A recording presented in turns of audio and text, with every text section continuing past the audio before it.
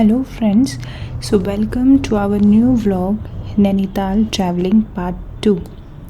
Okay, so in our second day we visited the Golu Devaya temple, which is near about 15 kilometers from the Nainital city.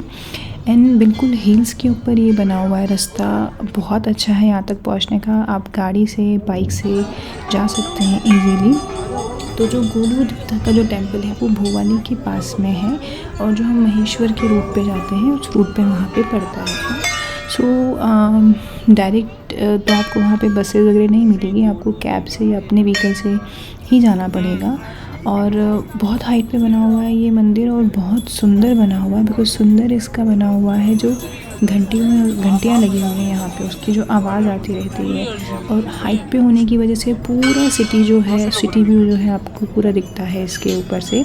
और यहाँ पे लोगों ने अपनी wishes लिख रखी हैं, और स्पेशली जस्टिस के देवता माने जाते हैं। अगर आपका कोई कोर्ट केस चल रहा है तो यहाँ पे आकर के आप उनसे अगर प्रे करते हैं तो वो आपको कहीं ना कहीं हेल्प करते हैं। बहुत सारे लोगों ने रिटर्न में यहाँ पे एप्लीकेशन लिख के, अपनी बात लिख के लगाई हुई है, चुन्नियाँ बांधी हैं, साथ में घंटे बांधे हैं। तो जब भी आपकी मन्नत पूरी हो जाती है, ऐसा कहते हैं कि आप जा कर के वहाँ पर घंटा जो है वहाँ पर चढ़ाइए। तो पूरा मंदिर में वो डेकोरेट किया हुआ है इन घंटों से, और हवा के साथ में इन घंटों की जो आवाज़ आती है वो बहुत ही सुनने में बहुत ही सुंदर लगती है।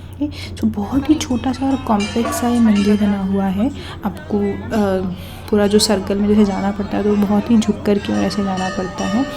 सो थोड़ा सा जब भीड़ होती तब प्रॉब्लम होती है, अदरवाइज़ तो अगर जैसे आप देख रहे हैं अभी मॉर्निंग के टाइम में ज़्यादा लोग नहीं होते हैं तो आप इजीली दर्शन कर सकते हो यहाँ पे। तो जगह जगह पे लोगों ने घंटियाँ बांध के अपनी जो भी उनकी विशेज़ पूरी हुई हैं, उसके बाद में उन्होंने यहाँ पे अपना ग्रेटिट्यूड जो है वो भगवान को यहाँ पे दिया है। तो उसके बाद में हम यहाँ से निकलते हैं महेश्वर के लिए। सो महेश्वर महादेव जी का मंदिर है, बट महेश्वर जाने के रास्ते पर हमें सब जगह सीढ़ी नुमा खेती होती दिखती है। तो ये जो सीढ़ी नुमा खेती है ये ट्रेडिशनल खेती है नैनीताल की, और जो माउंटेन्स के ऊपर होती हैं, बिकॉज़ वहाँ पे कोई समतल जगह नहीं होती है तो वो खेती नहीं हो पाती। तो सीढ़ी नुमा खेती वहाँ पे की जाती है।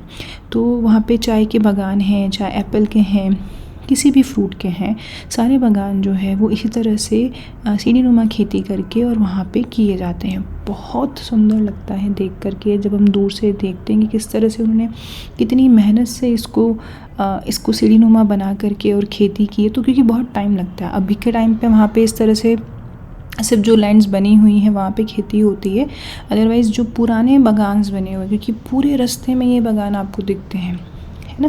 बट वो क्योंकि सब ने अपने अपने पर्सनल प्लेसेस है तो आप ऐसे नहीं जा सकते हैं।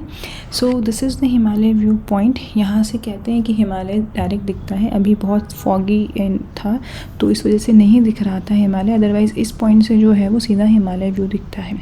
देन हम आ जाते हैं मुक्तेश्वर में चौली की जाली पे। अच्छा, यहाँ आने के लिए आपको अगर गाड़ी नहीं आती है ऊपर तक, क्योंकि कई बार बहुत ज़्यादा रश होता है तो रास्ता बहुत ही संकरा है तो ऊपर तक कार्स नहीं जाती हैं, तो वहाँ से जो नीचे बेस पॉइंट है वहाँ से बाइक्स के थ्रू आप ऊपर आ सकते हो। वहाँ पे ऑलरेडी अवेलेबल है, जो लोकल पर्सन है वो वहाँ से आपको कुछ 100 रुपीज़ चार्जेस दे करके और ऊपर तक ड्रॉप कर देते हैं, अगेन आपको वापस नीचे तक ड्रॉप कर देते हैं। सो कुछ लोग यहाँ पे ट्रैकिंग के हिसाब से भी आते हैं। एंड ये जो यहाँ पे होल है, ऐसा कहते हैं कि जिसको बेबी नहीं होते हैं, बच्चे नहीं होते हैं, वो लेडीज़ जो हैं वो यहाँ से पास होकर के और जो उनको प्रॉब्लम होती है वो क्योर हो जाती है। तो इसलिए चोली की जाली जो है वो फेमस है। देन चोली की जाली से होता हुआ रास्ता ही 1 किलोमीटर का कुछ रास्ता है जो सीधा मुक्तेश्वर टेम्पल के लिए जाता है। ये जो टेम्पल है वो 5500 साल पुराना टेंपल है, बहुत पुराना महादेव का टेंपल है। और एकदम मुक्तेश्वर टेंपल जो है वो बहुत फेमस है। बट आप जाके देखेंगे कि बहुत छोटा सा टेंपल है, ओके, बिकॉज़ इतना पुराना टेंपल है। वहाँ की जो जगह है, वो जो उनकी जो खेती है, जो फ्रूट्स है, उसके टेस्ट में उसका टेस्ट अलग है। तो वो मुक्तेश्वर इतना ब्यूटीफुल लगता है आपको, पूरा जो रास्ता है वो जाते हुए भी। मंदिर बहुत छोटा सा बना हुआ है क्योंकि बहुत पुराना भी है, 5500 साल पुराना महादेव का मंदिर है। और ये भी पांडवों के टाइम का ही बना हुआ है, जब पांडव अपने एक्सेल में चल रहे थे, तो उस समय ही उन्होंने ये चीज़ बनाई थी। और इसके बाद में यहाँ पे जो है बंदर होते हैं, थोड़ा सा आप संभल के रहिएगा, अदरवाइज़ बहुत ही ब्यूटीफुल प्लेस है यहाँ पे।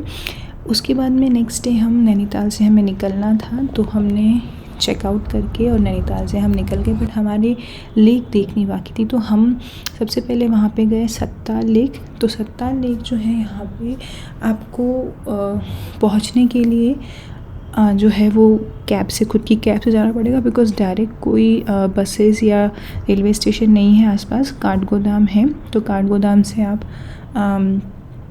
कैब करके आ सकते हैं। तो इस तरह से आप यहाँ पे आके बोटिंग कर सकते हैं, बर्ड वॉचिंग कर सकते हैं, बटरफ्लाई वॉचिंग कर सकते हैं, बहुत सारी एक्टिविटीज़ जो है यहाँ पे आप कर सकते हैं, बिकॉज़ बहुत ही अच्छा इन्होंने डेवलप कर रखा है यहाँ पे लेक को, और बहुत ही नीट एंड क्लीन यहाँ पे ये लेक है। हम मॉर्निंग में गए थे तो उस समय बोटिंग स्टार्ट नहीं हुई थी इतनी, तो हमने बोटिंग ट्राई नहीं की थी। अदरवाइज़ आप ट्राई कर सकते हैं, आपको बहुत अच्छा लगेगा बोटिंग करते हुए। और बहुत ही पीसफुल इन्वायरमेंट है यहाँ पे, और आसपास बहुत सारे स्टॉल्स हैं, तो अगर आपको कुछ खाना है, आपको भूख लगी है, तो आप वो भी यहाँ से ले सकते हैं। तो पानी एकदम ग्रीन और नीट एंड क्लीन यहाँ पे है, मतलब देख के ऐसा लगता है कि एकदम जो भी पहाड़ियाँ हैं उसकी वजह से ये पानी का कलर ग्रीन दिख रहा है, otherwise it is not green, because आसपास इतनी ग्रीनरी है और पानी एकदम क्लीन है, इसलिए यहाँ पे रिफ्लेक्शन की वजह से पानी एकदम ग्रीन सा दिखता है। तो उसके बाद में हम यहाँ से निकल गए नुक्कचताल के लिए। तो नुक्कचताल में जो है वो वैष्णो देवी टेम्पल है, और हनुमान टेम्पल बहुत फेमस टेम्पल है। ये जो हनुमान टेम्पल है, ये जो कैंची धाम में जो टेम्पल है उसी के बेसिस पे ये बनाया हुआ है। यहाँ पे भी महाराज जी की मूर्ति है और माता रानी की मूर्ति है। देन 52 फीट्स हाइट के हनुमान जी की मूर्ति यहाँ पे बनी हुई है। बहुत ही ऊंची और भव्य ये मूर्ति है, और इतने सुंदर तरीके से बनाया हुआ है इसको कि अगर आप रोड साइड से भी देखते तो आप उसको आराम से दर्शन करके और जा सकते हैं। तो ये जो हनुमान जी की मूर्ति है, इसी के साथ में वैष्णो देवी की गुफ़ा बनाई हुई है इन्होंने। आर्टिफिशियल गुफ़ा है, बट नीचे से जाके आप देख सकते हो पूरा पीछे रास्ता है जो कि गुफ़ा का रास्ता है वैष्णो माता टेम्पल का। देन टेम्पल से होते हुए यहाँ पे मोनी माई का मंदिर है। ये जो मोनी माई का मंदिर है, ये जो महाराज जी के साथ में उनकी शिष्या थी, वो थी जो कि 59 ईयर्स तक बिल्कुल मौन व्रत धारण करे हुए थी। सो 59 मतलब आप देख सकते हैं कि किसी भी ह्यूमन की एवरेज लाइफ होती है 60 ईयर्स, तो 60 ईयर्स तक वो बिल्कुल ही मौन रही थी, और मौन रह के उन्होंने बहुत एनर्जी गेन करी थी। ऐसे कहते हैं कि जितना भी हम कम बोलते हैं उतना हम एनर्जी स्टोरेज करते हैं। ओके, तो यहाँ आके आप खुद भी मौन व्रत धारण करके रह सकते हैं, और यहाँ पे फ्री भंडारा चलता है। जो भी चाहता है आराम से वहाँ से प्रसाद लेके खा सकते हो और मुनि महाराज के दर्शन कर सकते हो।